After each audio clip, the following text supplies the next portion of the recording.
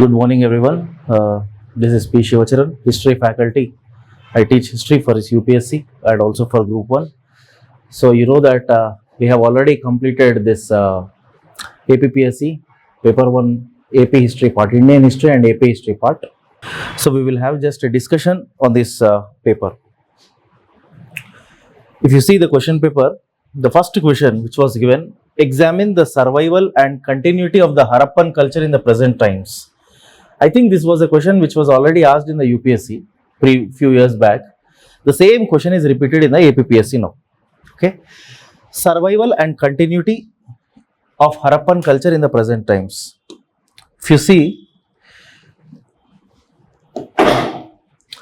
Harappan culture, the demand of the question is Harappan culture, how it is continued and how it is survived. As we have already discussed even in the classroom, that IVC or Harappan culture, it is a surviving civilization. Okay, because IVC, if you see the date of the IVC, that it starts around 4500 BC and it ends at 1750 BC. Okay, but in 1750 IVC cities might have been destroyed, but the culture is continuing till date. So based on that surviving civilization theme, you need to give the introduction. And if it comes to the main body, now what is that component? What are the components of that civilization which is continuing even till date? That religious belief systems, that is mother goddess and Pashupati Mahadev. See, these are the two main religious pantheons, female goddess and the male goddess. Even today also this is continuing. The worship we are continuing today. Mother goddess. This is strongest culture which is prevalent even till date in South India. Pashupati Mahadev is nothing but, is the form, just the name has been changed. The form has been changed, Shiva. The most popular god in South India, Shiva. So, first component, religious practices are continued, surviving civilization, example. Then number two, then all kinds of art forms, making sculptures. IVC people are very well excelled in making sculptures. For example, the bronze dancing sculpture, you have to give that example, and bronze dancing sculpture, and also steatite made priest statue. So this art of making sculptures, in which the technique was used, called as lost wax technique. So by using this lost wax technique, how will you frame the sentence that how that culture has been survived? Even you see the Cholas time, in the Cholas there was a bronze Shiva Nataraja sculpture, bronze Nataraja sculpture. All these statues or sculptures were formed by using this same kind of lost wax technique. So the art of making sculptures has been continued for many centuries. And also pots, sculptures, pots, script, okay, lapis lazuli plates, all these plates, this script and pots, they were continued till date. This is the second component, sculptures or art forms. Then next, another one, trade, ports. The international trade which was existed during the Indus Valley civilization with Mesopotamian countries. Okay, what kind of ports we used there? Lothal, Surkatoda. These same port areas which we are using now, the Sindh is the most important. Even till 1947, Sindh is part of India. Then after that, it's part of Pakistan. So Sindh is also a surviving civilization. These are the three main components: trade, culture, dance, art forms, and this one, religious beliefs. And also there is one more component which you can write in the answer, that is urban patterns. Urban pattern of houses, streets, grid forms, grid pattern streets, okay, and also One more thing is IVC people have the cleanliness. They are very much conscious about the neatness. They are very much conscious about cleanliness. This is the same things which we are continuing even till date. Okay, you can quote the government schemes also in the answer. Okay, Swachh Bharat schemes, all this. So this is the first question. Survival and continuity of Harappan culture in present times. Then if you see in the same question, option number B, examine the socio-religious life and administration of early India with respect to the writings of Chinese travelers Fahian, Huansang and Itzang or Itzing. So here the demand of the question is socio-religious life administration of early India with respect to the street travelers. So only is asking to discuss about the socio-religious and administration. So let me tell you one thing, there are not much points which are given about the Itzing, about the administration. These three have given so many accounts, Fahian, Huansang and Itzing, but not much about administration, but society and religion is fine. Even they have given so much content on economy also. We will see that. First you see, introduction,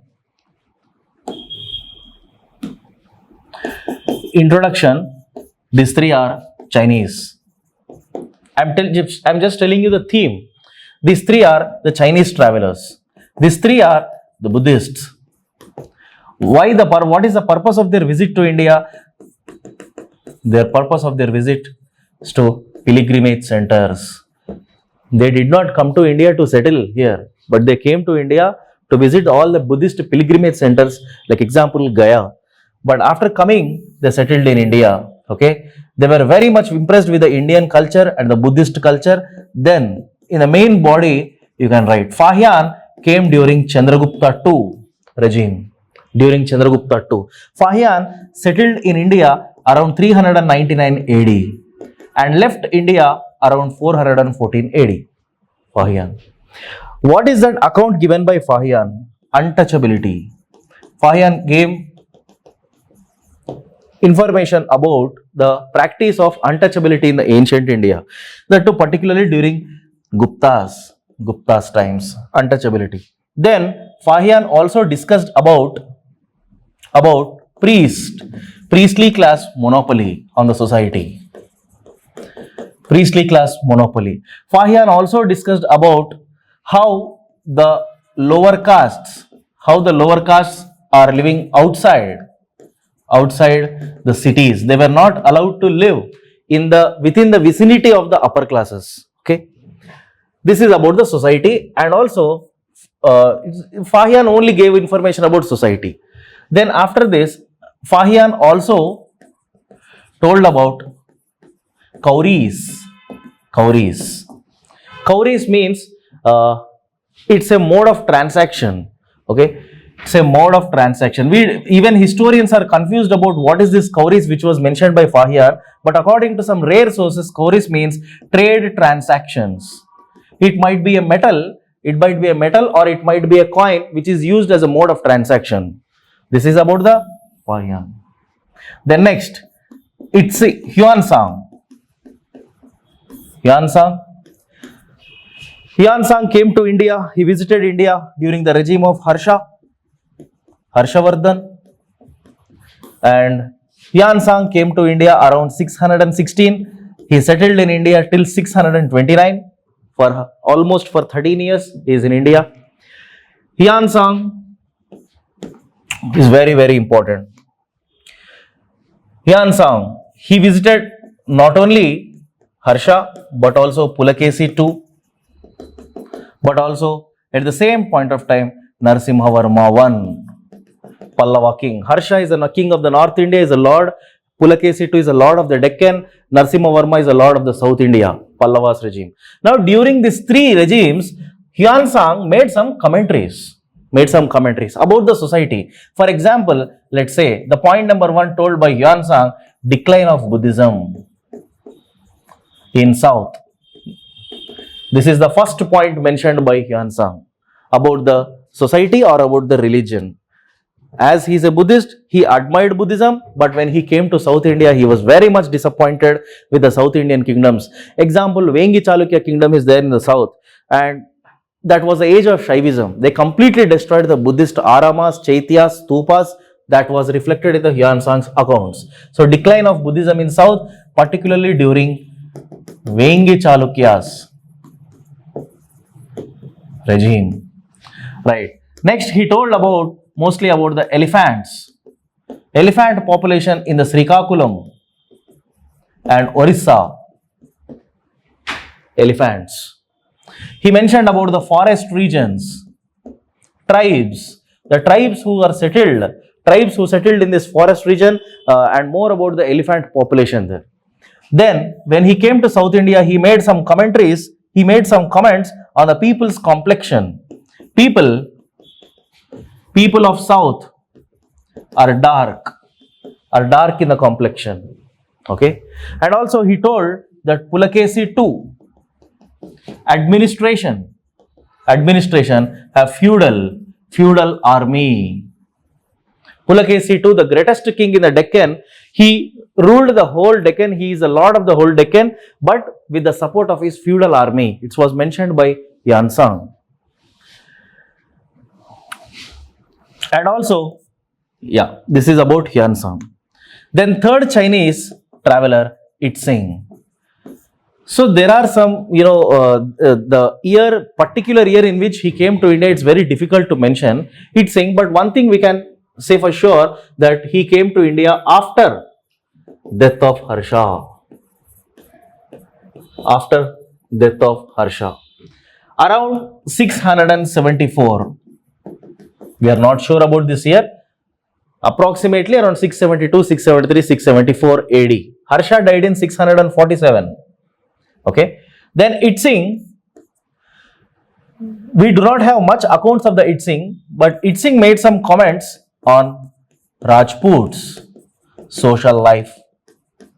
Because in 674 AD, North India was ruled by multiple Rajput dynasties, and he is talking about the society of the Rajputs, social life of the Rajputs, wars, okay, how conservative they are in practicing their religion, their practices and their customs. And Itzing is talking about a particular war, tripartite struggle.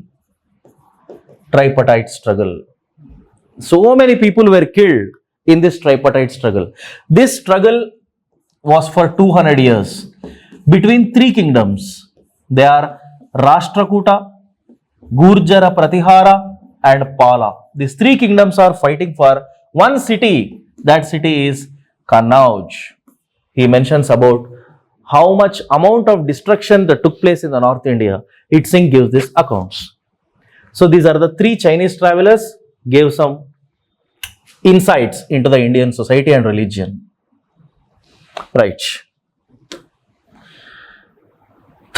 Second question A.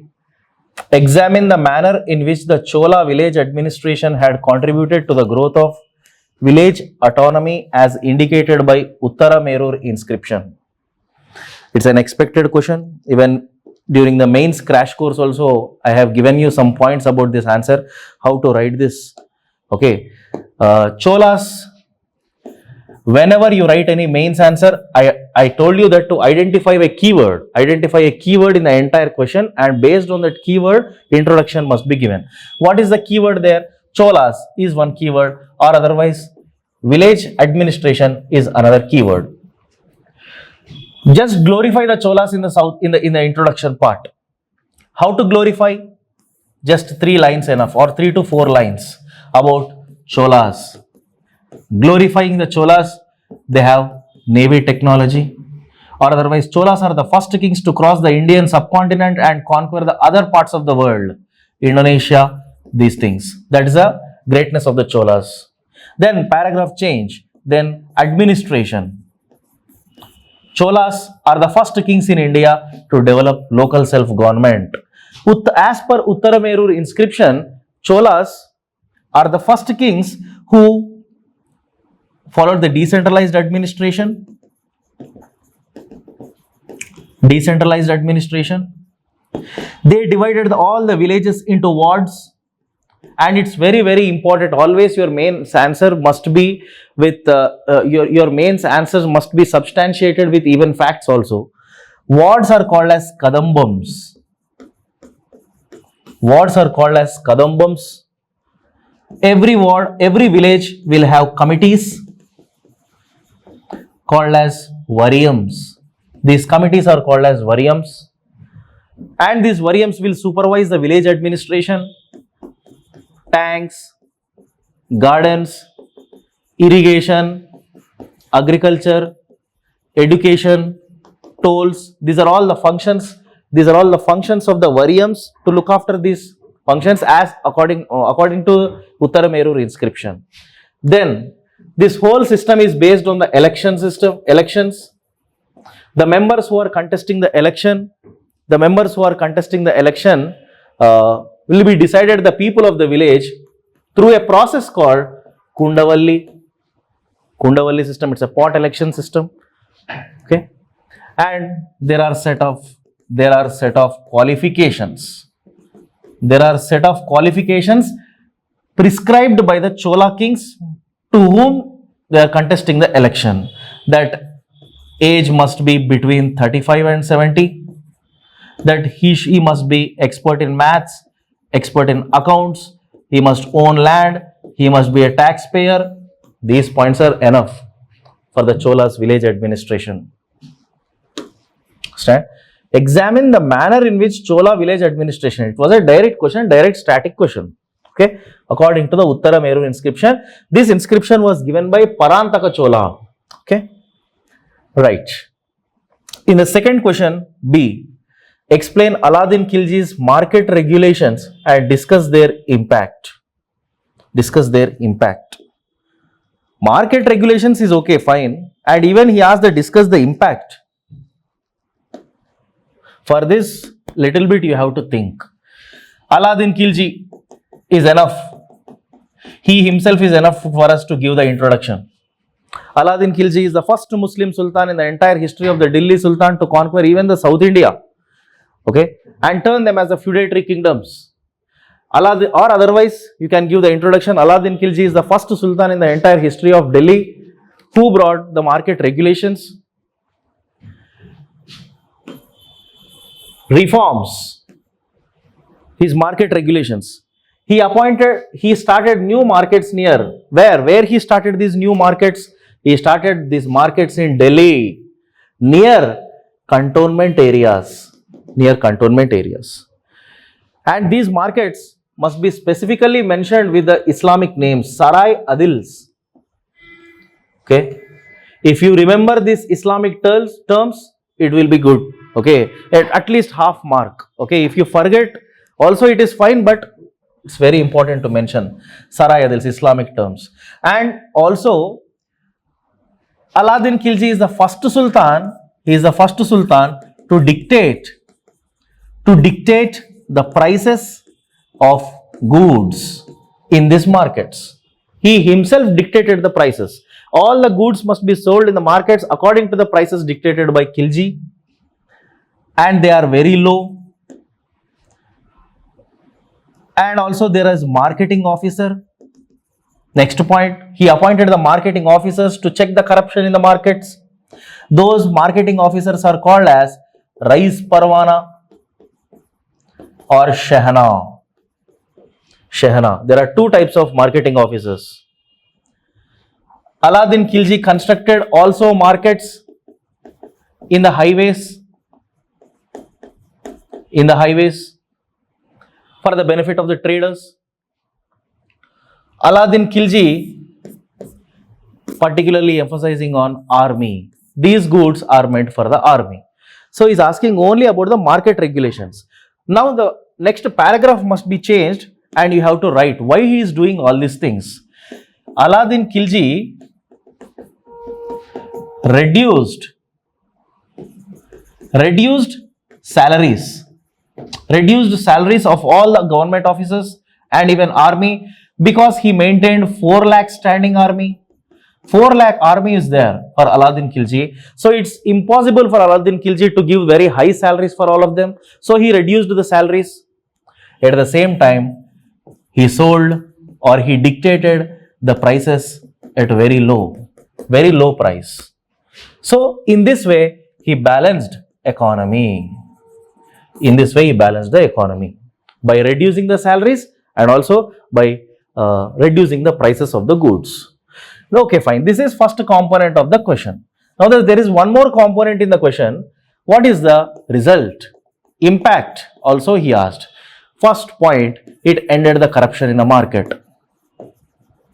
He is a very, very strict Sultan who completely ended the corruption in the market by appointing even spies. He appointed spy called Barids or spies. Next point is impact is he ended Turkish monopoly in bureaucracy, because all the officers which he appointed as a spies are actually not Turkish Muslims, they belongs to the lower class Muslims. Okay, Habashi Muslims are there. So in this way he ended the Turkish monopoly in the bureaucracy. Next result, he controlled inflation and balanced the economy. This is one point. These are the three important results which influenced the contemporary Indian economy. Okay. Yeah.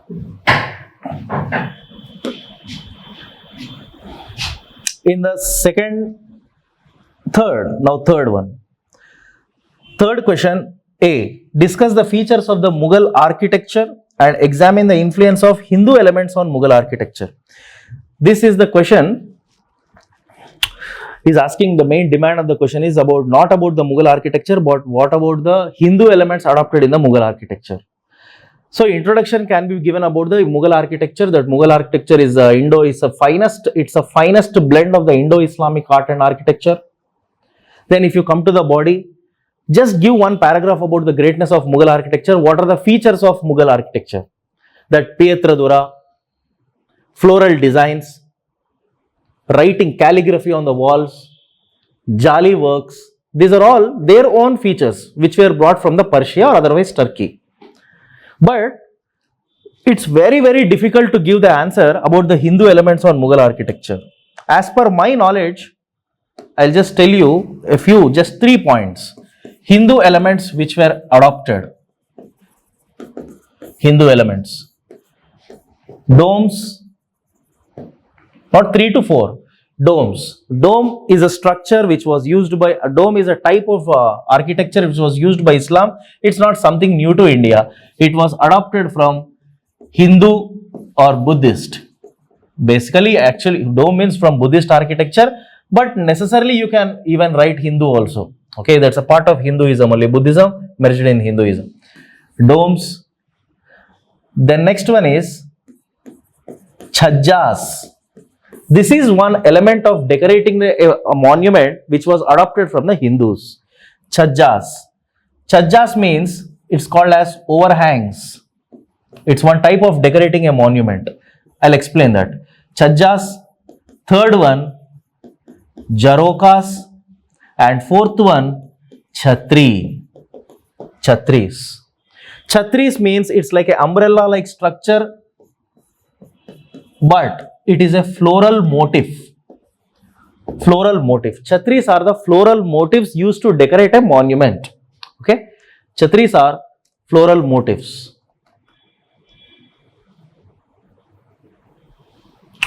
Placed on the floral motifs, placed on the top of mosques or palaces or otherwise tombs or otherwise walls or otherwise gardens. You see the floral motif. It's a type of decoration. This was prevalent in India even before the Mughals during Rajputs. It was adopted from the Rajput style. Not only Rajputs, Gwalior fort also have this kind of chhatris. Not only that, Bundelkhand forts also have this kind of decoration, chhatris. Then Jarokas, What is this Jaroka? Jaroka means it's a type of window, a stone window. It's a stone window. Okay, it's a stone window through which you can peep out and see the processions going on the roads from the top. Okay, it's better I will show you in the internet. Okay, fine. Jarokas are the actually the windows which are beside the jalis through which you can peep out and see the professions. That's a type of architecture. Okay, and chajjas. So chajjas, chajjas, jarokas, and chatri and stupa. These are the 4 different types of architecture, Hindu elements which were adopted in the Islamic style. Right. The next, the state that was created by Shivaji was not only an egalitarian state, not only an egalitarian in conception, but also it was a welfare state. This question was asked by APPSC under the backdrop of a recent statement which was made by our Prime Minister Modi. He gave some speech, a lengthy speech about the Chhatrapati Shivaji. In that, multiple times Modi made reference to that Shivaji's Swaraj. Everybody know that in 1674, Chhatrapati Shivaji created a Hindu Swaraj. But what is that Hindu Swaraj? How do you define that Hindu Swaraj? Whether it is it a secular state or is it really a Hindu state? So, and what is the most important component of that state? The question of the demand of the question, welfare state. This is the main demand of the question. Welfare state is the underlining statement in nature. It was not only an egalitarian in conception. Of course, it's an egalitarian. He only mentions that. Okay, but it is also a welfare state. So the main demand of the question is welfare state.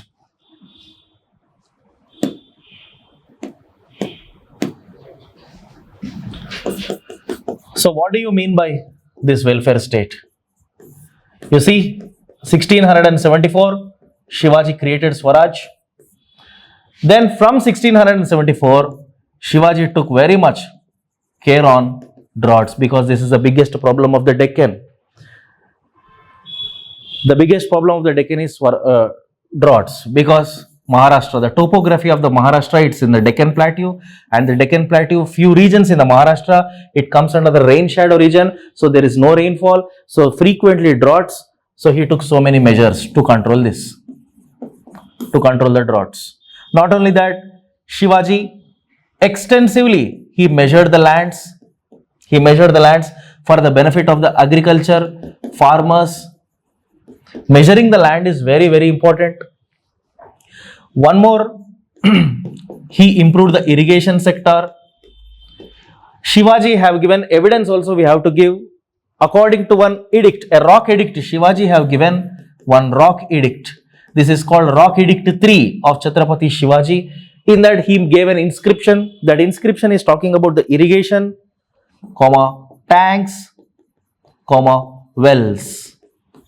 Okay, irrigation, tanks and wells. This also comes under the welfare measures. Not only that, Shivaji also gave importance to the environment, protecting the environment, forests, nature, animals. He is very much particular about this. Even this is mentioned in the Chhatrapati Shivaji's Rock Edict number 3. Okay. Not only that, Shivaji also emphasized more on the development of particularly tanks. చెరువులు ఎక్కువగా కట్టించాడు. ఎందుకంటే మహారాష్ట్రలో చెరువులు తక్కువగా ఉంటాయి, అక్కడ వర్షాలు పడవు, కాబట్టి చెరువులపైన డిపెండ్ అవ్వాలి, అందుకని ఎక్కువగా చెరువులు కట్టించినాడు. Okay, Shivaji also one statement, one paragraph, a small paragraph, even you mention about how it is a egalitarian society also. Okay, egalitarian society. You see, egalitarian society example, there is Shivaji gave importance to Portuguese, Shivaji gave importance to French, all the Europeans in his Swaraj, and also Muslims even Muslim women and Hindu women. Everybody was respected equally by the Shivaji. Not only that, he permitted the Muslims to construct mosques. All the Islamic, the burials must be happened in the Islamic rituals, according to the Islamic rituals. This was mentioned also in the Rock Edict. So these are the welfare measures, and also the welfare measures and egalitarian society. Next, it was a direct question. Fourth one, A, land revenue systems introduced by British. Assess the impact of these revenue systems. So you know that direct question, it was land revenue systems. There are three: Rayatwari system, Mahalwari system, and Zamindari settlement. Just briefly, you have to write about the three systems. Just three lines, enough. Then there is one more component in the question. Assess the impact of these revenue systems on Indian economy. Impact of these systems. End of traditional agriculture systems in India. Very important point. Everybody will write these 3 points, okay? Zamindari settlement, Rayatwari and Mahalwari. But in the second component, you have to explain what are the changes that took place because of this economy. Point number 1, end of traditional agriculture systems and beginning of a new kind of system called Dadini system. Another new system called Hundi. Dadini system and Hundi. Dadini means a system of advances.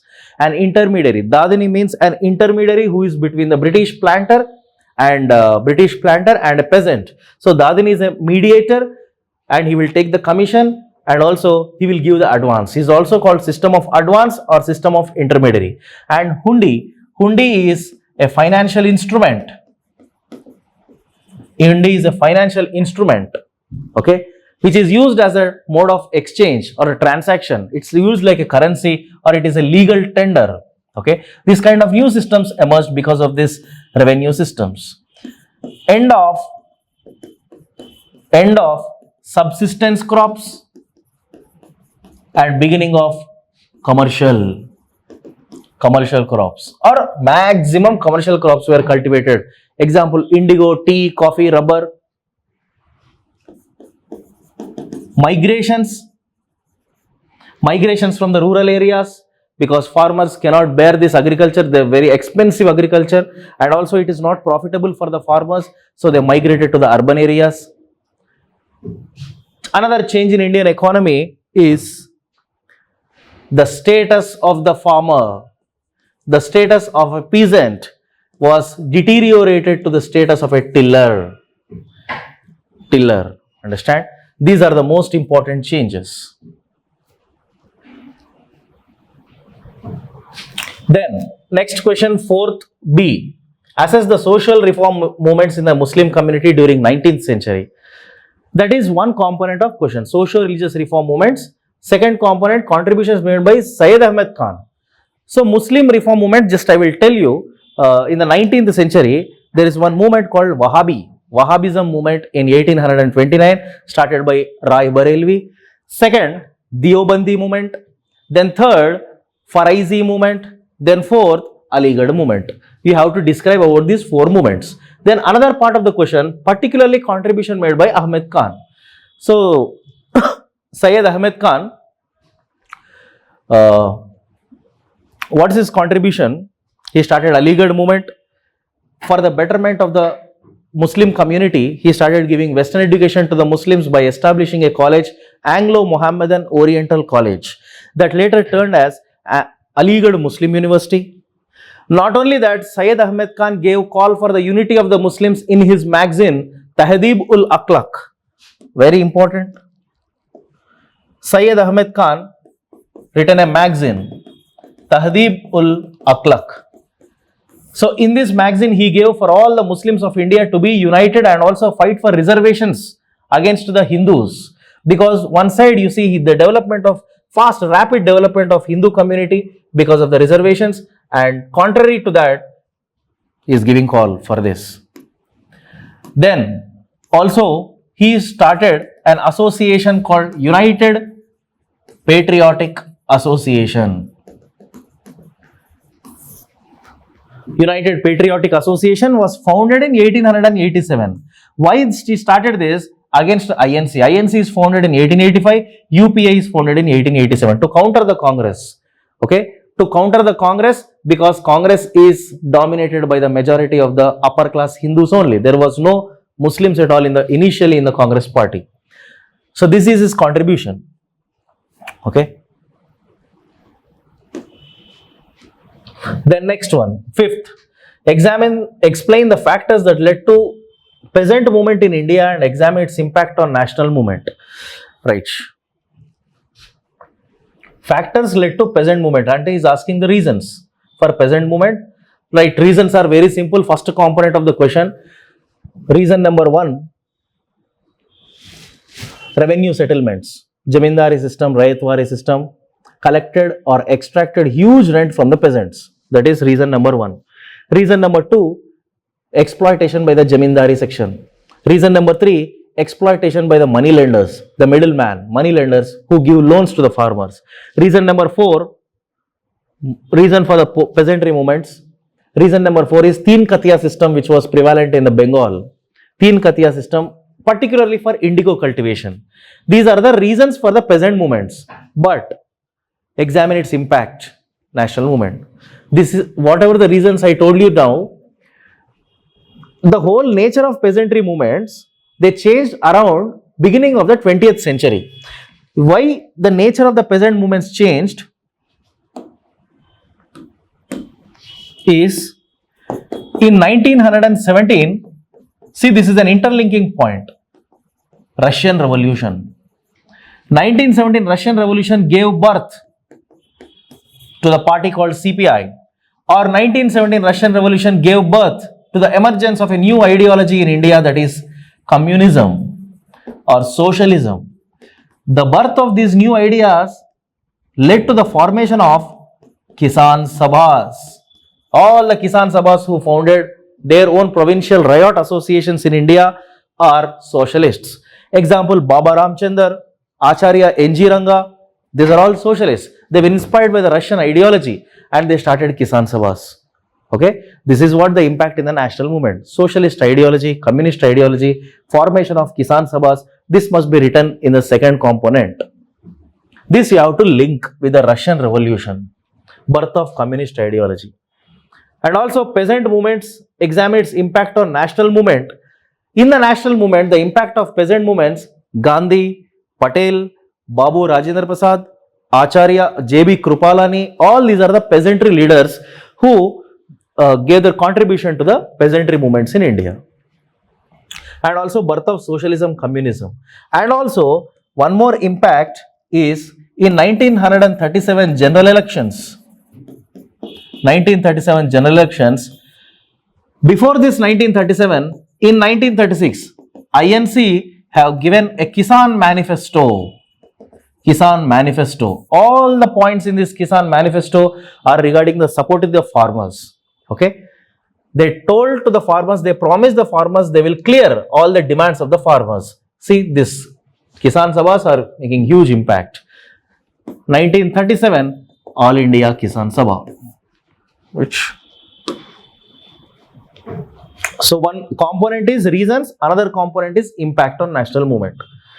Right, fifth one. It was a indirect question. Has communalism indirectly helped the British to perpetuate their control over India? Absolutely yes. Communalism indirectly helped the British. So first component is how communalism helped the British. It was after only 1857 Sepoy Rebellion.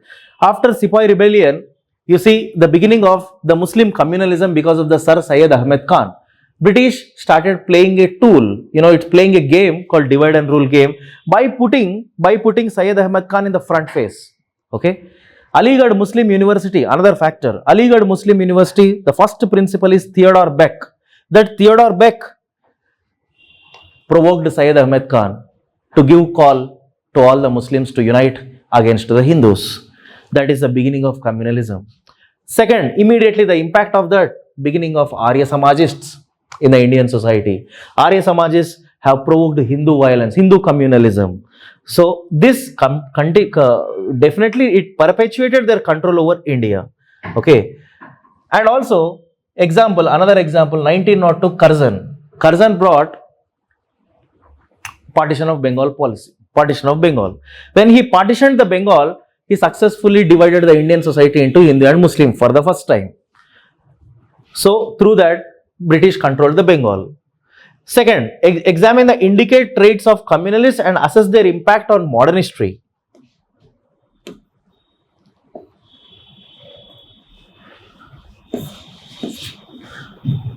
(1909) Minto-Morley reforms. 1916 All India Hindu Mahasabha. 1906 All India Muslim League. Separate electorates. Minto-Morley reforms, separate electorates, All India Muslim League, All India Hindu Mahasabha, and Khilafat issue. These are all the traits, indicative traits of the Muslim communalism or Hindu communalism. Okay, and also now one more component, impact on the modern history. Impact on the modern history is violence, continued till date. The communalism up to 1947 have given it mark on all the separatist movements like Khalistani movements, okay, Dravidian movements. They are all the separatist movements where provoked the communal violence. Then riots in various places after independence. Riots on the name of the religion. Okay, these are all impact in the modern history. Okay, and assess their impact on India's modern history. Modern history means you can think and analyze even till date up to 2022. You can give some highlights, insights into that. Right, now coming to the AP history part. Sixth question A. Discuss socio-religious conditions during Shatavahana period. Special reference to prominence bestowed on women. See, it was a direct question. Multiple times we discussed this. Socio-religious conditions of Shatavahana. During Shatavahana time, the main source of the society is Hala wrote a text called Gatha Saptashati. Vatsyayana wrote a text Kama Sutra. These are the two most important sources to know society. Shatavahana society, women is very important. Women were given so much prominence. It does not mean that again it is a matriarchal society, it is a patriarchal society only. But women was given liberty, women enjoyed liberty. Example also you can give Revati and Madhavi as mentioned in the Gatha Saptashati, they became the lifelong spinsters. Okay, and another point in the society is their social life, their social amusements given in the Gatha Saptashati, where people chewed pans as there was more betel leaf cultivation. There was a existence of the polygamy. Understand? Also evidence of sati as given by the Strabo in his accounts, and also Nagarjunakonda sculptures gives evidence of the sati. These are all social conditions. And also Shatavahanas have encouraged, the state encouraged prostitution is there. As mentioned by Kama Sutra text, the prostitutes are called as Ghanikas. They also pay the tax called Ganachari society. Shatavahana religion. This is another component. Religion means all Shatavahanas are secular in their administration. Shatavahanas are secular. They have a secular attitude. They give equal respect to Buddhism, Jainism, and also to the Vedic religion. So particularly how to write about Buddhism, Mahadeva Bhikshu started Chaityakavada, further divided into separate, so many branches. Apara Shaila, Purva Shaila, Uttara Shaila, Rajagirika, Siddharthika. Then when you come to Jainism, please mention about Konda Kundanacharya, the first Jain monk in the Andhra Desha. Understand? And also his literature. Socio-religious conditions. Okay, now with special reference to women means women, Naganika, Gautami Balasri, Revati, Madhavi. You have to mention these women. Second, Explain the restructuring of socio-religious life of the Eastern Chalukyas with reference to impact caused by immigrations. Very, very good question. Eastern Chalukyas means Vengi. Vengi Chalukyas. What was the question? Vengi Chalukyas, socio-religious life. Vengi Chalukyas, socio-religious life. First society, social life, there was a division in the Brahmins. I told you that there was a division in the Brahmins. Stotrika Brahmin, Vaidika Brahmin, Niyoga Brahmin. There was a division in the Kshatriyas, Surya Vamsha Kshatriya and Chandra Vamsha Kshatriya. Division in the Shudras. From the Shudras, a new caste was emerged. Kapu, Konda Kapu, Turpu Kapu, okay, Munnuru Kapu. New castes are emerging in the society. This is a very peculiar feature in the Eastern Chalukya society. In the Eastern Chalukya society, women admired Jainism.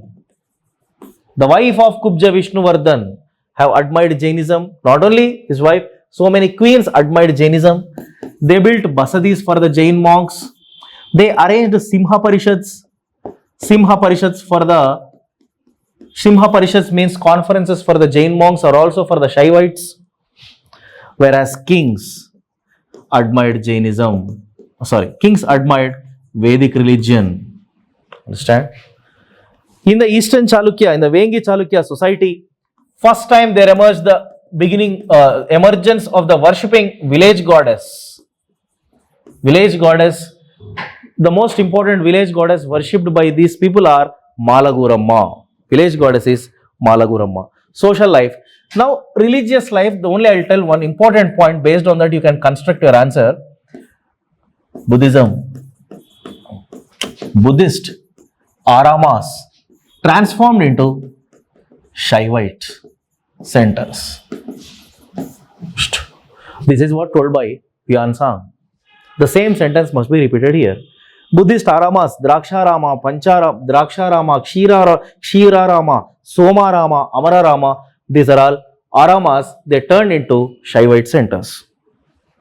There was religious life intolerance towards Jains.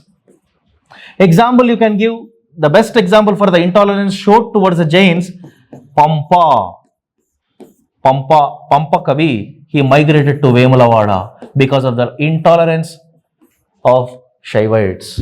Pampa migrated to Vemulavada. Socio-religious life. Impact caused by immigrations. Next, 7th A. Examine socio-religious cultural life of Vijayanagara kingdom with respect to again foreign travelers. Niccolo de Conti, Abdul Razak, Barbosa and Domingo Pace. Simple. Was a direct static question. According to these all foreign travelers, Sati, evidence of Sati was given by Nunes, Barbosa. You can form a sentence on this. Evidence of celebrations of Dasera, Vijayadashami is given by Pace, Domingo Pace. Evidence of Mahanavami Dibba. Mahanavami Dibba is a big playground in which you see the dayas on which again so many stunts are performed. This was told by Domingo Pace, Barbosa. All kinds of social evils, it was told by Nikitin. Nikitin is a foreign traveler, came from Russia. Food habits, ports, poets, cultural life of the people. There are 300 poets in the there are 300 poets in the Vijayanagara's Asthana, which was told by Abdul Razak, a Persian scholar. And also they told about Sri Krishna Devaraya. During Sri Krishna Devaraya regime, the cultural upliftment, it was told by Domingo Pace. This is the socio-religious life. And this Pace also tells about Sri Sailam, cultural life, culture of the Sri Sailam, the most important Shaivite center during the Vijayanagaras.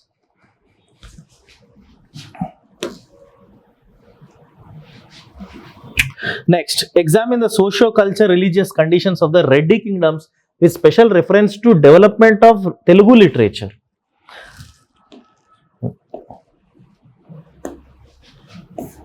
Reddy kingdom society, socio-religious conditions, society and religion. So many times I stressed upon this question. Reddy culture, Reddy kingdom culture, Reddy kingdom society. Though if you remember this one thing, you can construct the whole answer. Shaivites, Reddys are Shaivites. Reddy's society have a social tradition called Ranam Kudu. Ranam Kudu means eating, having food with the blood of an enemy. Okay. Brispatam, another social practice of the Reddy kingdom, that people have to chant the Shiva's name and jump from the top of the Srisaila Parvata. That is called Brispatam. There are famines, poverty is there. So much of poverty is there in the Reddy kingdom. There was famines. That's why Srinath Mahakavi says the statement in his book that Parameshwara Parvati Chalu Ganga Vidumu. This is a statement made by Srinath. Parameshwara Parvati Chalu Ganganu Viduvu. అంటే rainfall, వర్షాల కోసం ఎదురు చూస్తున్నారు. కరువు కాటకాలు ఎక్కువ ఉన్నాయి సొసైటీలో, చాలా మంది చచ్చిపోతున్నారు. ఇది వాళ్ళ సొసైటీ, వాళ్ళ రిలీజియన్ ఇక షైవైట్. ఇది అడిగినాడు సార్. అండ్ ఆన్సర్లో ఇంకొక సెకండ్ కాంపోనెంట్ ఏంటంటే లిటరేచర్ అన్నాడు. ఎందుకంటే రెడ్డి కింగ్డమ్లోనే the maximum development of Telugu literature was there.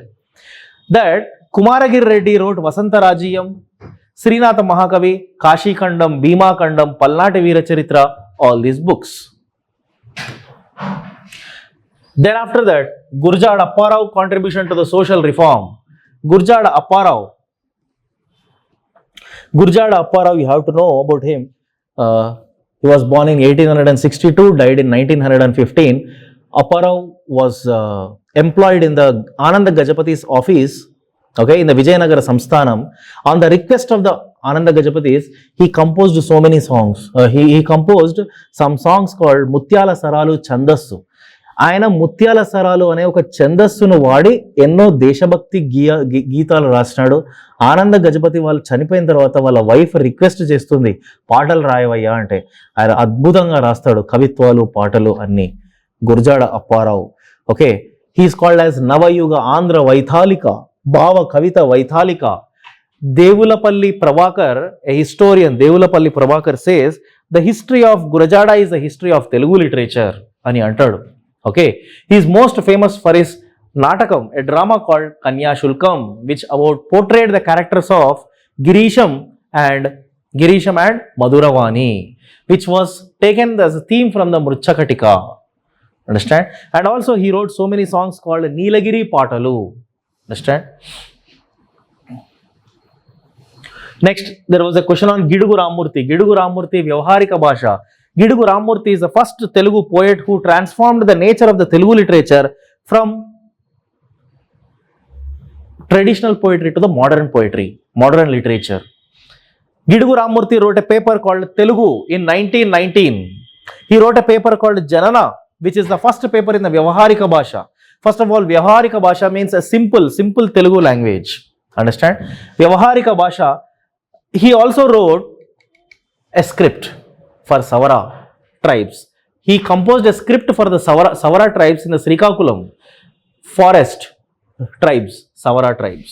Okay, he started a Sabha in 1910 at Visakhapatnam, through which he announced that he is going to start that Vyavaharika Bhasha movement. He wrote Balakavi Sharanam, Vyasa Manjari and Gadya Chintamani. These are the dramas written by Gidugu Ramurthy. Each and every composition is in Vyavaharika Bhasha, simple Telugu language, which made the masses also to understand his compositions. For which, in the conclusion, you have to write, for which he received the title Rao Bahadur. Zamindarlaki iche birdulu ఈయనకి ఇచ్చినారు. కైసరే హింద్, గాంధీకి ఉన్న బిరుదు అది, కైసరే హింద్. అది ఇచ్చారు ఈయన Gidugu Ramamurthy. And in the conclusion, August 19th, August 29th is celebrated as Telugu Bhasha Dinotsavam because that was his birthday, Gidugu Ramurthy. And it's a direct question. Sir, Thomas Munro contribution. Thomas Munro is very popular, a personality, a towering personality in the history of Andhra Pradesh. Particularly the people of Rayalaseema are very much, influenced with his acts. Thomas Munro is a district collector of the seeded areas, CEDD seeded areas, Kadapa, Kurnool, Anantapur, Chittoor, Ballari. He extensively measured the land in Kadapa and Anantapur districts, for which even today also the officers follow the same traditional systems. Munro have donated a Patala Ganga to the TTD, Tirumala Tirupati. Okay, Munro have developed his own narration in the Telugu language. He learned Telugu, never used the translations when he was a collector, district collector, which inspired the modern bureaucracy. Next, Ardhar Cotton. Cotton is very popular for constructing the Dhavaleshwaram bridge during the famines, during the poverty in the 1860s. Cotton. C.P. Brown have made a lot of contribution to the development of Telugu language. He translated Vemana's poems into English. Okay, he gathered all the ancient manuscripts and translated to English. Not only that, he learned Telugu. Okay, he understood Telugu. He wrote Telugu to English dictionary. C.P. Brown. That's why C.P. Brown is called as Telugu Suryudu. Telugu Suryudu ani antam.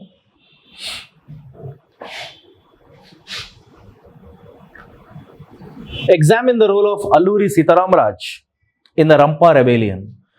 This was a direct question again. Contribution of Alluri Sitaramraj. He is the leader of the Koya tribes in the Vishaka agency area, and he fought against the British.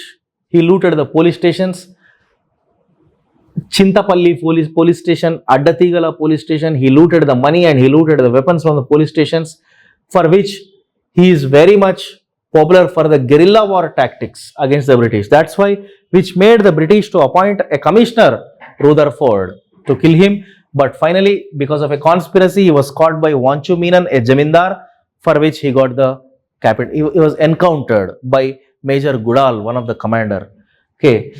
Alluri Sitaramaraj in Rampa rebellion. So he is a leader of Koya tribes. And the last question, evolution of Telugu Dalit literature has led an ideological narrative against caste discrimination and for a just and equal society with focus on self-respect and dignity. In this connection, contributions made by Dalit poets. Simple question. Main demand of the question is contribution of Dalit poets. That's all. He explained the whole Dalit ideology. From which ideology these Dalit poets emerged. He gave that statement and he asked to discuss about them. Fine. Dalit poets in Andhra, Gurram Joshua and Boi Bhimana, these two. Number 3, Bhagyareddy Verma. These 3 you have to mention you have to give about them in the answer. Gurram Joshua, Gabilam. Okay. He brought the social consciousness for the first time, awakening among the masses through his novel called Gabilam, about the untouchables, about the most drastic conditions faced by untouchables in Andhra. Second, Boi Bhimana, and next Bhagyareddy Verma. Bhagyareddy Verma wrote a paper, Bhagyodayam, started Adi Andhra movement. So many schools and colleges were established for Dalit girls. Okay. In this backdrop, you have to frame an answer about the 3 poets, right? So from next question, you have the economy, from geography part is there. Thank you very much. Hi guys, I'll be taking up the geography part of the first GS paper. So the first question is asking about what are the climatic controls and how do they influence India's climate. So don't get worried about the term climatic controls. So here the question is basically asking you to describe what are the factors that determine climate and how they influence the India's climate. So if you look at, first we can start the question. We can start the question by saying that climate is determined by temperature, pressure and precipitation majorly. and climate is a long-term average of weather. However, temperature, pressure and precipitation are further controlled by various other factors. For example, latitude, which is directly related to insolation. So this is directly linked to your temperature. Then you have altitude. So this determines based on the height of the place, the temperature decreases. We know the normal lapse rate. Normal lapse rate with increasing height, 6.5 degrees centigrade per kilometer, temperature decreases, as well as pressure also decreases with increasing height. So then we'll have pressure and wind systems. So most of these pressure and wind systems, they determine precipitation to a certain extent across India.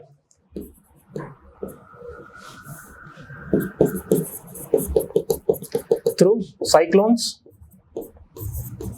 and western disturbances. So these pressure and wind systems, they bring cyclones. So cyclones are the major they contribute to the precipitation during the southwest monsoon and northeast monsoon.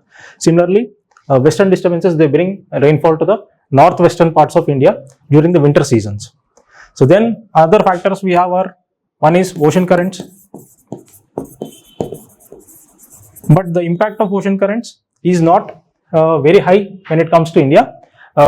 It is mostly confined to the coastal areas. Then one more aspect is continentality, that is distance from the sea.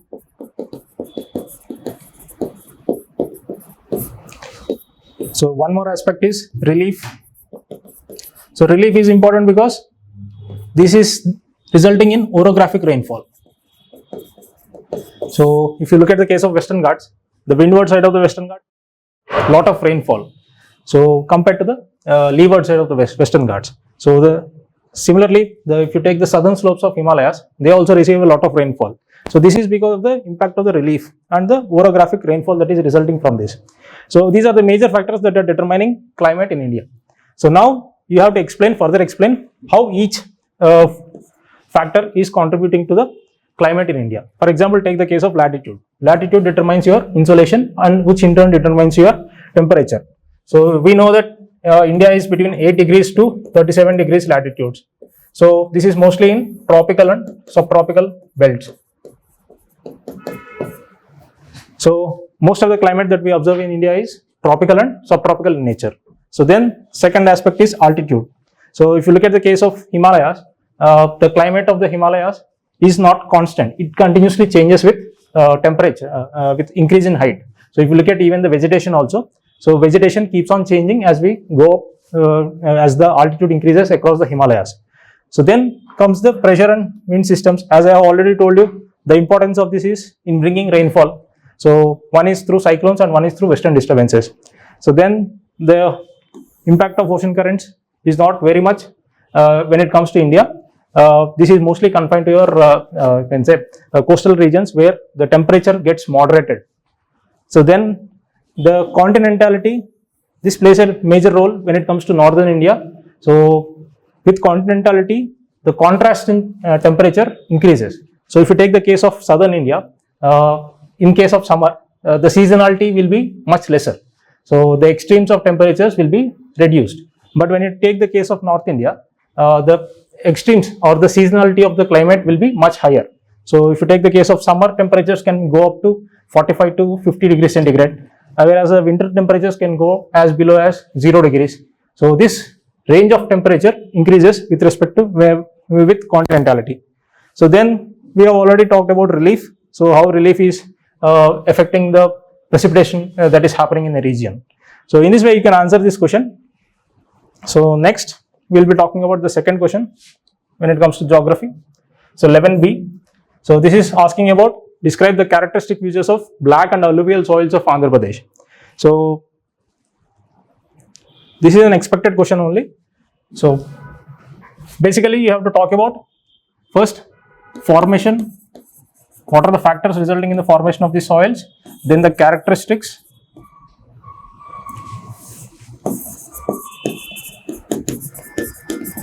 Then what are the usual crops that are grown in these soils? Then you have to talk about the distribution of these soils. So when it comes to black soils are formed from the weathering of granites and gneisses. These are formed because of the volcanism that has happened across the Deccan Plateau in the past. So these are formed because of the weathering of granites and gneisses. Similarly, when it comes to alluvial soils, these are formed basically from the deposition by rivers. So next we'll be talking about characteristics. So characteristics when it comes to black soils, these are clay in nature. So they have high water retention.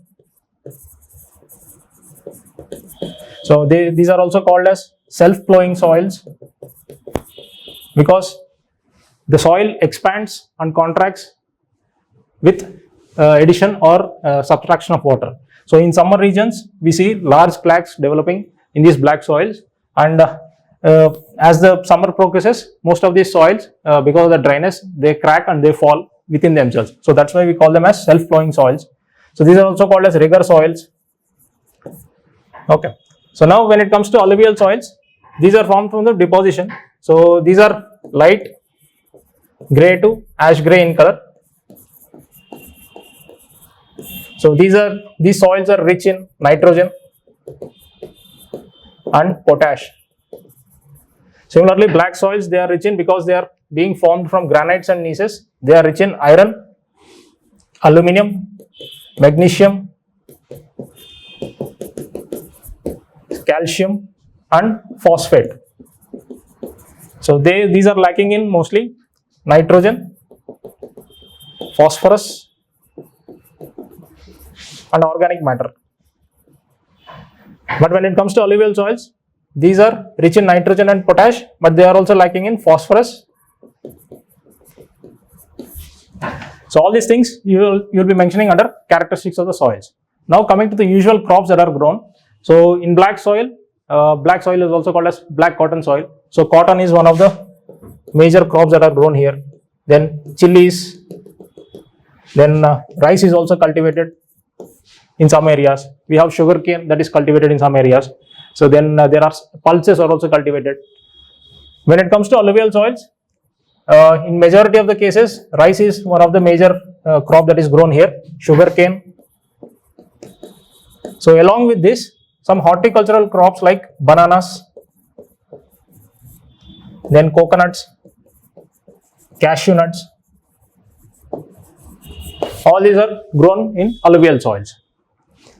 So next, when it comes to distribution, black soils are distributed in Andhra Pradesh. So we have to draw a map of Andhra Pradesh and we have to highlight the distribution of these soils. So if we look at the map of Andhra Pradesh,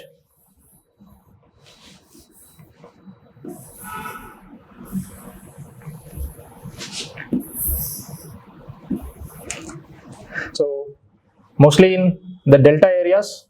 So here we have Vamsadhara. So here we have Kreji Basin. So here we have alluvial soils, and here we have Penna. So here also we have alluvial soils. Then when it comes to black soils, in Krishna, Guntur and Prakasam districts, we have found black soils in some places, and majority of the Rayalaseema region, they also have black soils. Mostly western Anantapur, Kurnool and Kadapa regions, especially Kunderu basin of Kadapa region. So they have black soils. So one more aspect you have to remember when it comes to alluvial soils is, so there are two types of alluvial soils. So one is formed from rivers, other is old coastal alluvium soils. So these are formed from the erosion of the coastal areas.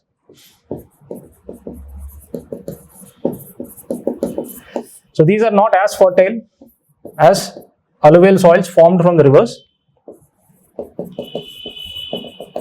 So these soils, these old coastal alluvium soils, they are present all across the coast of Andhra Pradesh. except where the Eastern Ghats meet Bay of Bengal in the Visakhapatnam district. So only in this area we don't observe these old coastal alluvium soils, but in the rest of the area we observe these coastal alluvium soils in a narrow belt.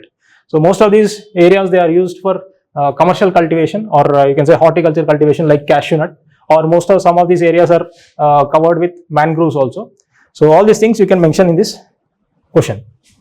So next, the question is asking about what are the objectives and key features of Sagarmala project and why is it important. So this is asking about infrastructure. So Sagarmala project was introduced by Union Ministry in 2015.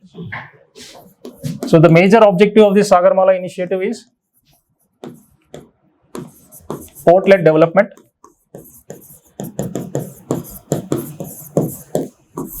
So in this, the aim is to enhance infrastructure,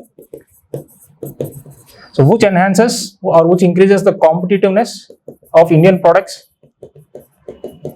by reducing the logistic costs, and this in turn will help industrialization and job creation. So this in turn will help overall coastal economy.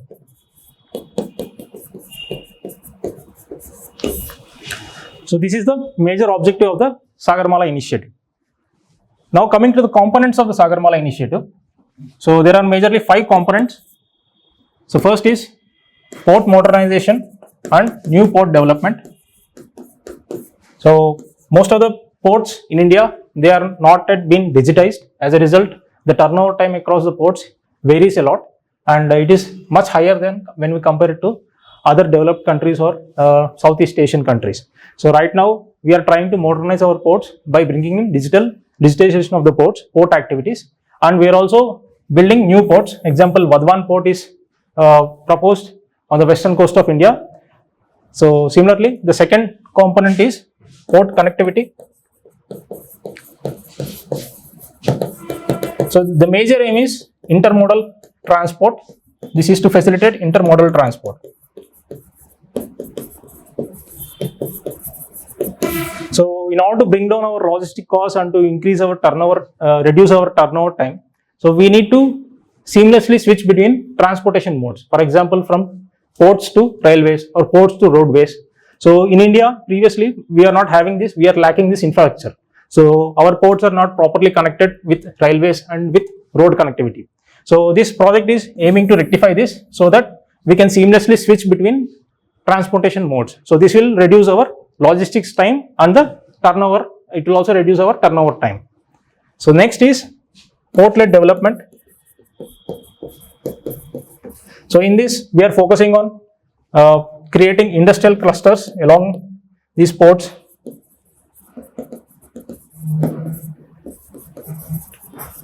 and employment creation zones, and we are also focusing on industrial cities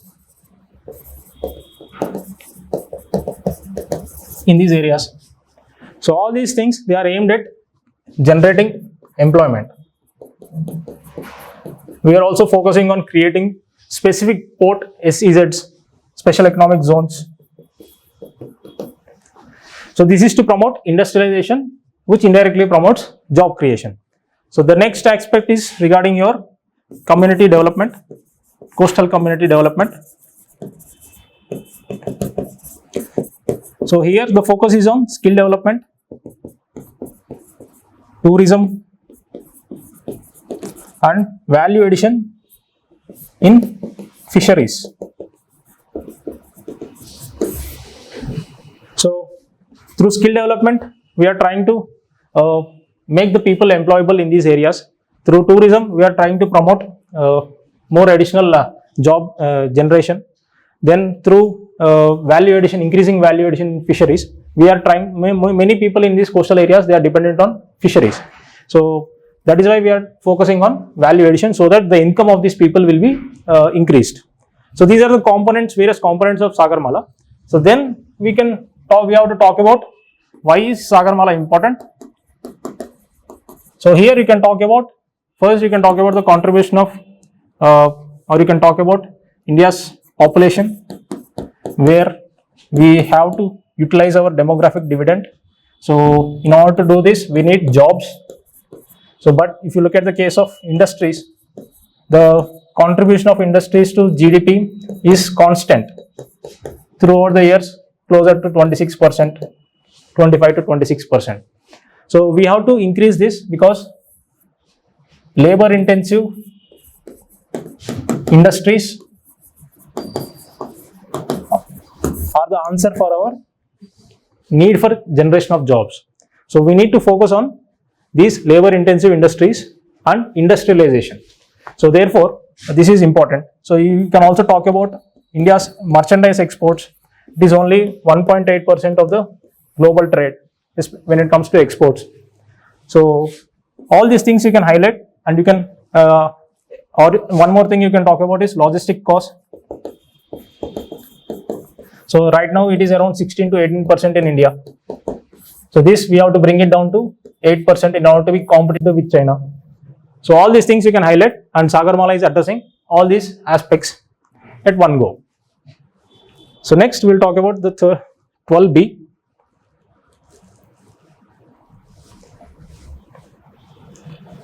So discuss the role of seaports in the economic development of Andhra Pradesh. So this is also related to your infrastructure. So role of seaports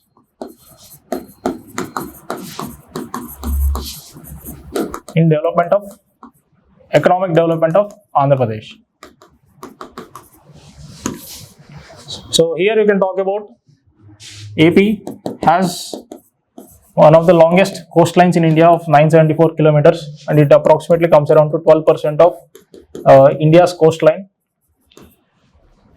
So then you can talk about AP has around one major port and 14 minor ports. So major port is Visakhapatnam port. So there are many ports like Machilipatnam,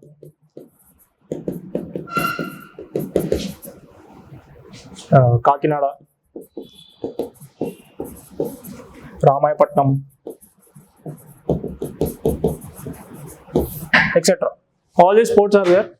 So this can be your general introduction to the question. Then you can talk about what is the contribution of the ports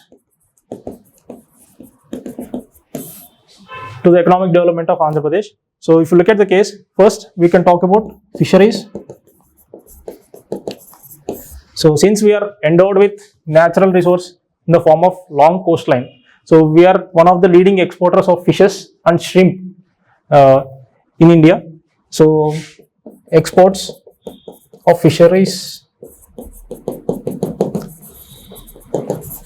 So this has played a major role in enhancing the incomes of millions of people that are dependent on fisheries.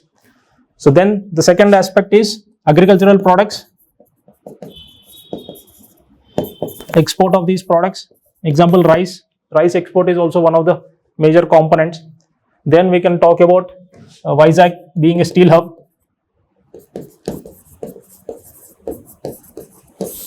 Then we can also talk about role of development of pharmaceutical industries in near Visakhapatnam and Vijayanagaram. So all these things you can highlight in the contribution, in the economic contribution or in the economic development of AP. But in the last part of the question, you have to talk about, however, AP has not completely utilized its potential when it comes to seaports. So if you take the case of East Coast Economic Corridor, so under this we have, right now in the first phase we are doing Chennai Visakhapatnam Economic Corridor, Industrial Corridor is happening. So in order to even make this corridor successful, where we are visualizing bringing in electronics manufacturing, we are trying to bring in petrochemical manufacturing, petrochemical industries, and we are also trying to improve pharmaceutical industries and textile industries. So all these needs port infrastructure. So Andhra Pradesh having only one major port is missing out on this lot of potential that is available to you can say contribute to the economic development of the state. So next we can also talk about, in conclusion, the state government recognizing this is building up port infrastructure. So you can give examples. So you can give Kakinada Gateway Port, that is also coming up. So this is to support petrochemical industries. So then we have Bhavanapadu Port. We have Machilipatnam Port that is coming up and Ramayapatnam Port. All these ports, they are expected to be completed by the end of 2024. And they are expected to boost the economic development of Andhra Pradesh. So next, 13A. So this question is asking about, give a description of the demographic dividend in the Indian context. So this is asking about demographic description. So we have to, in order to answer this question, we need to have little facts with us with respect to demographic dividend. So when it comes to demographic dividend,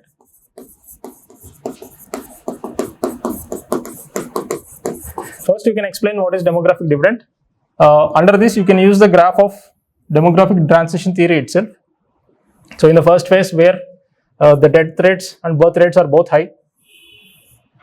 So similarly in the second stage, the death rates they fall, but the birth rates they remain high.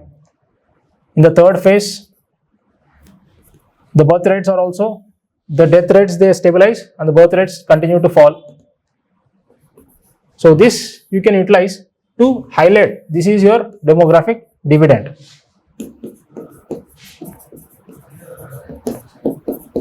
So you can use this diagram to highlight this demographic dividend. So then you have to talk about, give description of this demographic dividend. So first you can talk about the average age of India.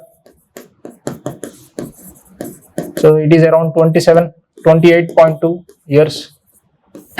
Then you can also talk about working age population. So this is between 15 to 59 years. So this is closer to 60.7% right now according to 2011 census. So this somewhere comes up around 735 million workers. This is expected to grow to 988.5 million by 2036. And this proportion is going up to 65.1%. Then you can also talk about right now,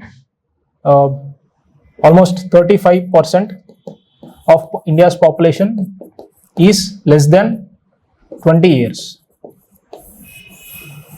So to answer this question, you need to back up your answer with lot of data, because the question is asking about give a description of the demographic dividend of India. So then also you can talk about basically what is the importance of this demographic dividend and why we should not let it convert into demographic disaster by not utilizing this demographic dividend. Okay, so that can be your conclusion. So then the next question is asking about what are the different types of rural settlements and the factors affecting them. Add a note on rural settlement patterns in India. So first, don't get confused between types and patterns of rural settlements. So the first part of the question is asking about types and factors affecting rural settlements.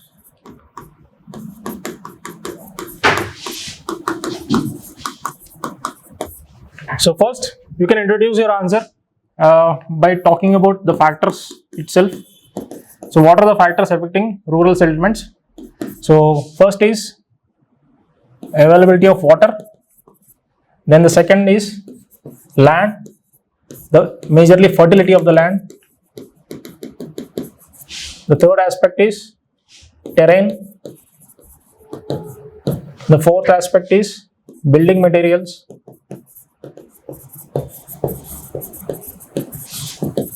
And the fifth aspect is defense. So these are the general factors that will determine the settlement pattern, rural settlement pattern in India.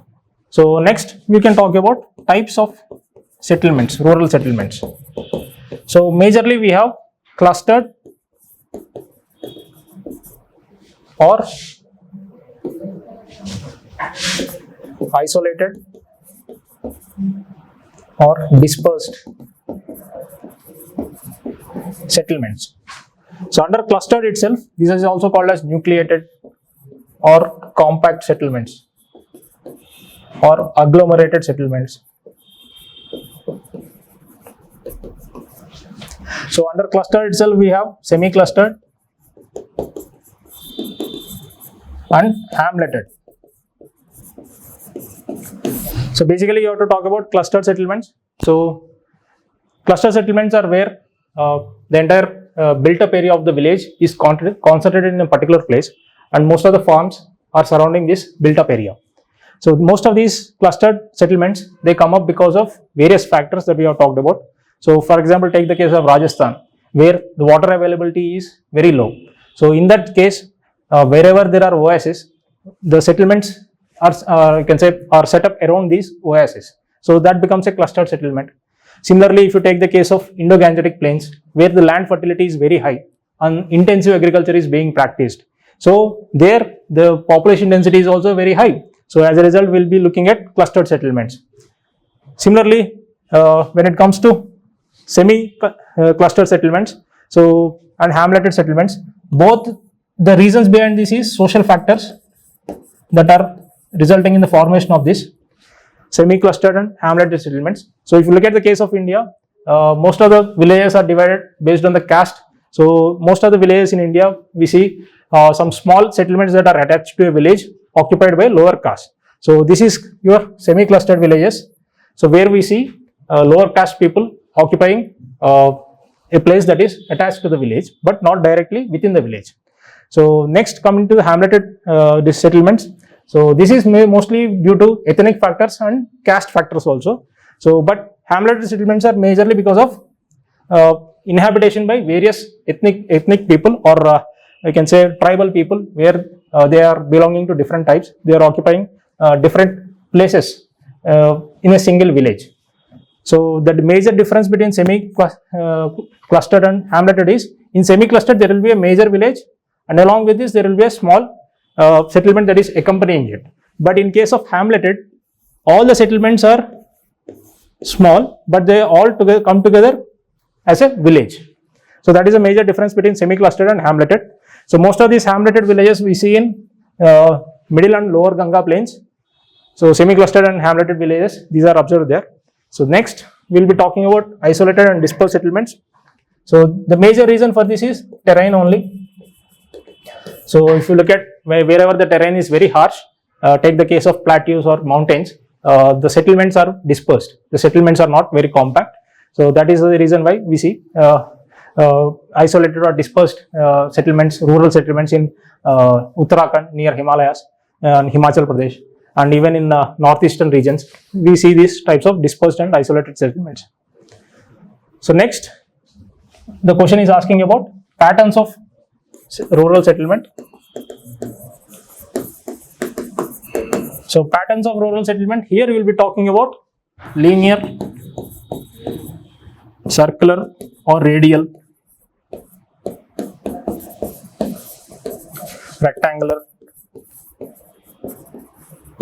T-shaped, star-shaped. All these types of patterns of rural settlement you will be talking about in the last part of the question. So basically you should not be confusing between what is types of rural settlement and patterns of rural settlement. So patterns of rural settlement are linear. This is talking about the shape of the rural settlement. So but the type of the settlement is talking about whether it is compact or whether it is dispersed or isolated. So the next 13B, or okay, we are done with 13B. So 14A, it is talking about discuss various forest conservation strategies in India. So this is also expected question only. So here we can basically introduce a question by talking about the state of forest in India. So right now we have around 24.6% of land area that is covered by forest. So but forest policy 1988 talks about having 33% of the land under forest. So next you can basically introduce what are the factors that are leading to deforestation. So basically here you can talk about developmental activities, how urbanization, how need for agricultural land and need for infrastructure, majorly dams. All these are resulting in diversion of forest land. So next you can talk about what are the various strategies that are being used right now to preserve forests in India. So first major strategy we are using is declaring them as protected forests. So this is either in the form of national parks, tiger reserves, wildlife sanctuaries, eco-sensitive zones, protected forests or reserve forests. All these aspects they come under this protected forest. So here the second part is afforestation. So here you can talk about the use of CAMPA funds, compensatory afforestation funds. So right now the government is trying to, whenever forest area is getting diverted, so the industry they have to pay certain compensation to again do afforestation activities in some other place. So the government is focusing on improving degraded or restoring degraded lands through these afforestation activities.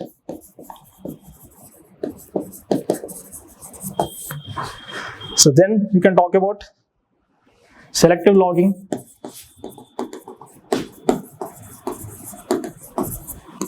So logging is one of the we can say major resources that we get from forest. So we cannot completely stop logging, but we can choose which areas we can log, and we can stop indiscriminate logging.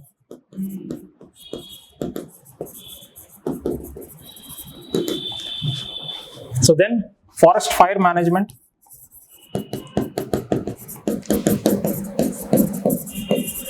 So if you right now take the case of Canada, Canada is experiencing one of its worst forest fire seasons, and as a result most of the eastern coast of United States is also experiencing a lot of air pollution. So right now in India we are also seeing increasing instances of forest fires, especially in Uttarakhand, Himachal Pradesh. In the Himalayan belt we are seeing increasing number of forest fires. So forest fire management also becomes one of the major we can say strategies through which we are preserving forests. Then sustainable land practices, this is also one of the important things.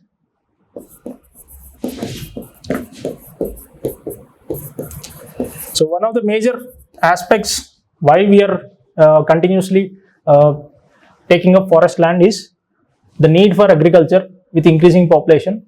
So we need more agricultural land. And one more aspect is whatever agricultural practices we are following right now, they are chemically intensive and they degrade the can say the viability of the land. So as a result we have to look for new land to improve our productivity. So by adopting these sustainable land practices, so this can be your organic farming or ZBNF. By implementing these sustainable land practices, we can reduce the demand on the new land for agriculture. So these are the major strategies that we are looking at right now to conserve forests in India. So next, the question is asking about 14B, discuss various in situ conservation strategies of biodiversity in Andhra Pradesh. So Don't get confused between in situ and ex situ. In situ is basically conserving within that place. So under this, you will get national parks, biosphere reserves, wildlife sanctuaries, you can eco-sensitive zones. All these things come under in situ conservation. When it comes to ex situ, you have zoological parks, botanical parks, and breeding centers. So don't get confused between in situ and ex situ. The question is only asking about in situ. So how is biodiversity being conserved? In situ conserved in Andhra Pradesh. So you can talk about all the national parks, biosphere reserves. For example, take the case of Seshachalam Hills.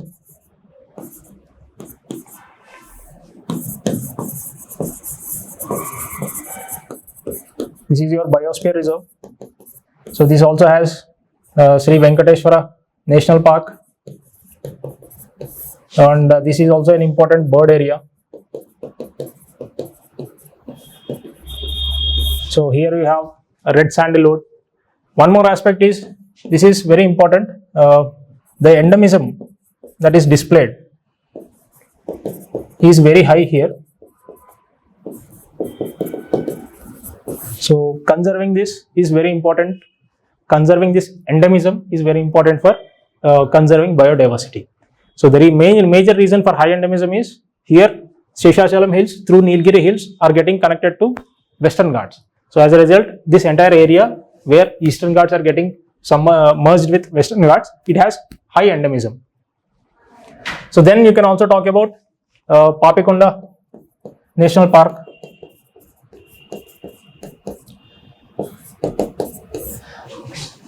Where we see Bengal tigers, we see leopards, we see geckos, which are endemic to Eastern Ghats.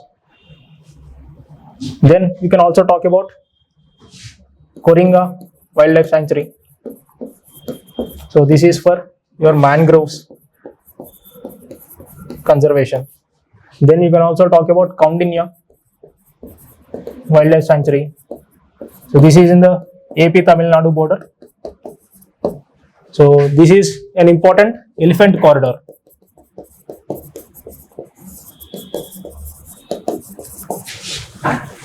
Then you can also talk about Kolleru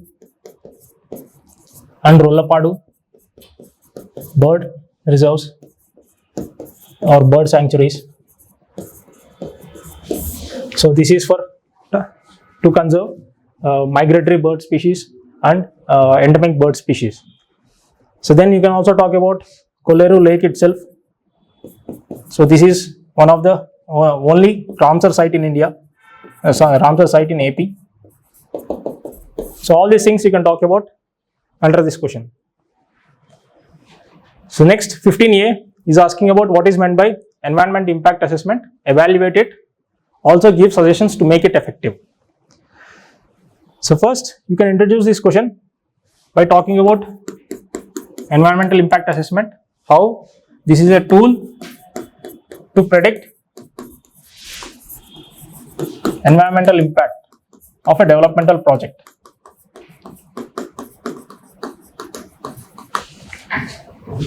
So this tool, this is not only used for environment impact, this can also give you a gauge on social and economic impacts also. Then you can briefly talk about what is the process that is involved in EIA. So we can start with screening, scoping, then impact analysis, then mitigation strategies, then review, then public hearing, then decision making, then post monitoring. So all these activities are involved in EIA. So next, since the question is asking about evaluation of EIA, you have to talk about issues that are present in EIA process. So one of the major issues with EIA is it is a very lengthy process. The second aspect is the scientific analysis that is being done. It is not comprehensive and qualitative. And one more aspect is it is neglecting the impact on biodiversity.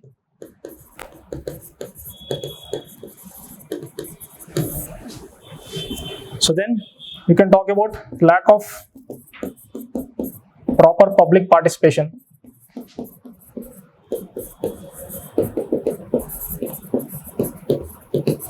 Then lack of post monitoring.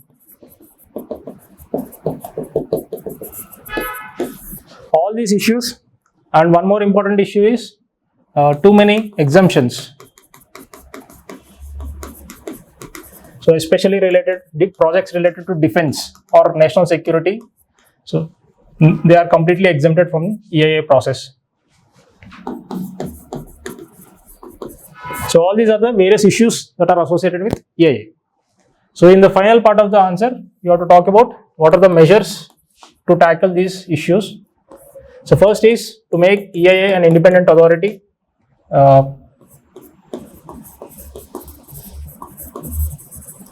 Then next, we have to focus on not EIA should be right now focusing on conservation, not on exploitation.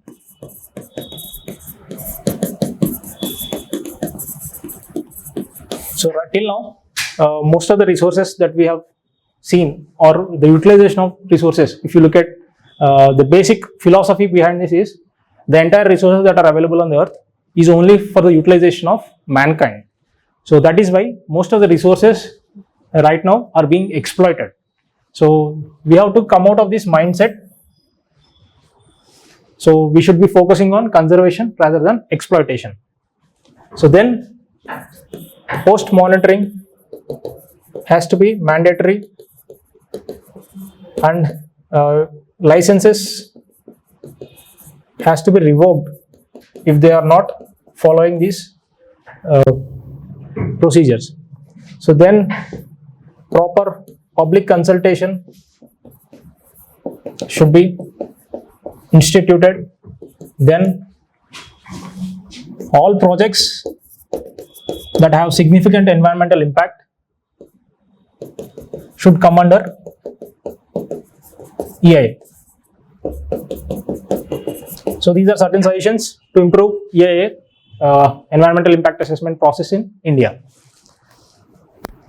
So next, 15B, it is talking about define drought, what are its different types, add a note on drought prone areas in India. So first you have to define drought. So this is also a little technically intensive question. So drought is defined by IMD. So whenever there is deficit of rainfall, so for example, the mean average rainfall of a place is less than, is deficit by more than or equal to 26%, then we call it as drought. So this is the basic condition for drought. So there should be rainfall deficiency of more than or equal to 26%. So drought is further divided into moderate drought and severe drought. So whenever the deficit rainfall is greater than 26% and less than 50%, so we call it as moderate drought. But whenever the deficiency is more than 50%, we call it as severe drought. One more aspect is, so whenever the impact of the drought is on at least 20% of land area, and the mean average rainfall of the country, that is India, is less than 10%, is greater than 10%. So then IMD declares this year as drought year.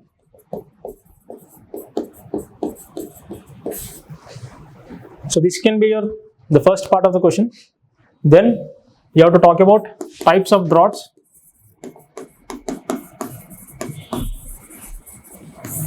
So first is your meteorological drought. So here it is basically because of rainfall deficiency. So then second is your agricultural drought, or this is also called as soil moisture drought. So this will impact the yields of agriculture. Third is your hydrological drought. So whenever the level in water reservoirs, whenever the water level in reservoirs goes down below a certain mark, we call it as hydrological drought. Then fourth is ecological drought.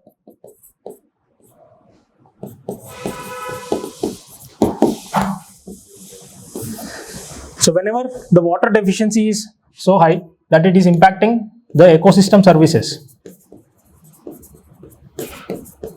so then we call it as ecological drought. So the severity of drought increases from meteorological drought to agricultural drought or soil moisture drought to hydrological drought to ecological drought. So these are the various types of droughts.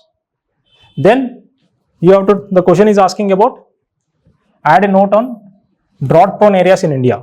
So you have to talk about the distribution of drought prone areas in India. So if you talk about the case of India,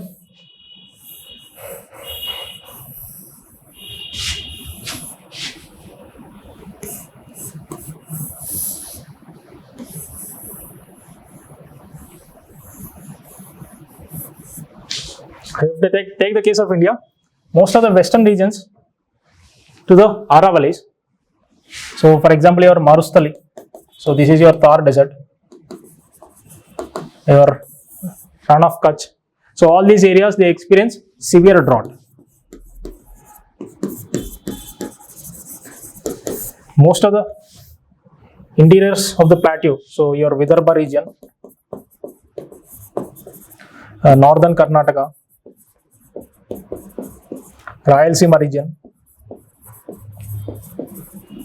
So all these places, these are the interiors of Deccan Plateau, they experience moderate drought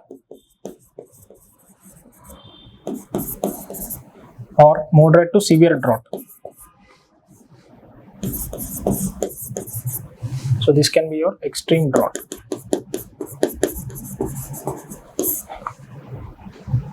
And most of the MP, Madhya Pradesh, and some parts of Odisha and Jharkhand, they also experience moderate to severe drought in India.